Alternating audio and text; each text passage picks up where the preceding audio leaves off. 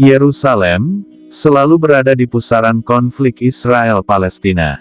Sudah banyak cara mendamaikan kedua negara, namun selalu gagal seperti keputusan Donald Trump sebagai Presiden Amerika Serikat pada tahun 2017. Untuk mengakui Yerusalem sebagai ibu kota Israel, menjadi konflik baru yang memicu demo di Jazirah Arab, dan berbagai negara lainnya. Namun, sesungguhnya potensi konflik di sana sudah ada sejak berabad lampau.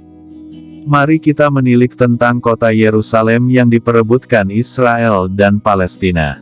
Bagi umat Kristen, Islam dan Yahudi, Yerusalem punya status yang sangat penting.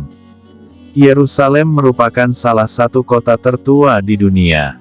Setiap jengkal yang ada saat ini adalah hasil dari pembangunan, penjajahan, penghancuran dan pembangunan kembali oleh pihak yang berbeda-beda dari waktu ke waktu.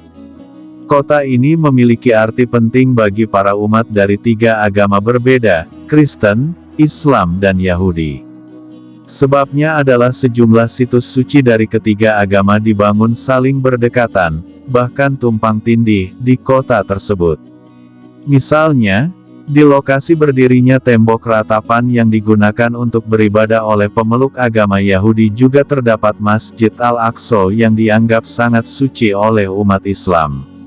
Lalu, di area lain berdiri gereja Makam Kudus yang selalu dipenuhi oleh peziarah Kristen dari seluruh dunia.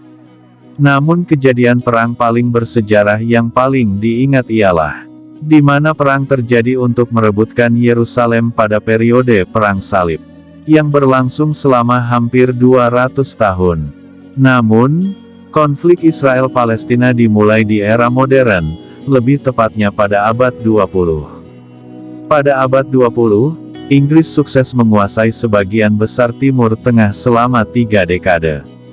Penetapan itu semakin menguatkan pentingnya Yerusalem tak hanya dalam konteks agama, tapi juga politik dan ekonomi. Menurut Michael Dumper, seorang profesor politik Timur Tengah, orang Yahudi sebenarnya lebih tertarik pada ide tentang nasionalisme dan pelarian diri dari persekusi, Holocaust. Mereka kembali ke tanah kelahiran mereka, sementara pada saat itu tanah Yerusalem sedang diduduki Inggris, usai direbut dari kekuasaan Ottoman. Usai keruntuhan Ottoman, warga Arab di Yerusalem harus beradaptasi dengan kolonialisme Inggris dan kemudian eksodus bangsa Yahudi. Mereka sendiri memiliki ambisi untuk mendirikan negara Palestina. Akibatnya, penolakan pun terjadi dan kekerasan tak bisa dihindari. PBB mulai turun tangan ketika konflik semakin tak terhindarkan. Usai Perang Dunia II, tepatnya pada 1947, PBB mengumumkan bahwa Yerusalem adalah kota internasional.